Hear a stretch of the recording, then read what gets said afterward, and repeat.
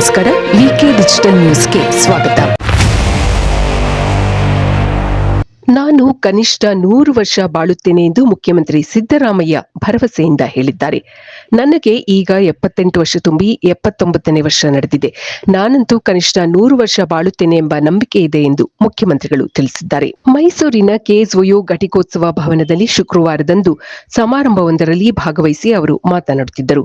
ಮೈಸೂರಿನ ವಕೀಲ ರವಿವರ್ಮ ಕುಮಾರ ಅವರಿಗೆ ಡಿ ದೇವರಾಜ ಅರಸು ಎಲ್ಜಿ ಹಾವನೂರ ಪ್ರಶಸ್ತಿ ಪ್ರದಾನ ಮಾಡಿ ಮುಖ್ಯಮಂತ್ರಿಗಳು ಮಾತನಾಡುತ್ತಿದ್ದರು. ಜನರ ಆಶೀರ್ವಾದದಿಂದ ನಾನು ಇದುವರೆಗೂ ಒಟ್ಟು 16 ಚುನಾವಣೆ ಎದುರಿಸಿದ್ದು 4 ಬಾರಿ ಮಾತ್ರ ಸೋತಿದ್ದೇನೆ ಎಂದರು. ಹಿಂದೆ ನನ್ನ ಕಾರಿನ ಮೇಲೆ ಕಾಗೆ ಕುಳಿತಿದ್ದಕ್ಕೆ ಕೆಲವು ಜ್ಯೋತಿಷಿಗಳು ಸಿಎಂ ಸ್ಥಾನ ಹೋಗುತ್ತದೆ ಎಂದಿದ್ದರು.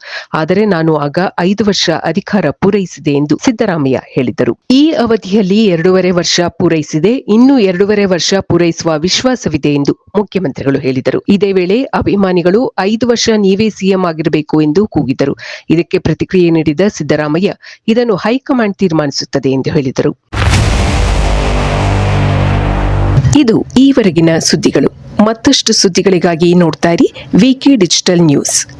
ವೀಕ್ಷಕರೇ, ವಿಕೆ ಡಿಜಿಟಲ್ ನ್ಯೂಸ್ ಯೂಟ್ಯೂಬ್ ಚಾನೆಲ್ ಅನ್ನು ಲೈಕ್ ಮಾಡಿ, ಸಬ್ಸ್ಕ್ರೈಬ್ ಮಾಡಿ ಮತ್ತು ಹೆಚ್ಚಿನ ಜನರಿಗೆ ಶೇರ್ ಮಾಡಿ.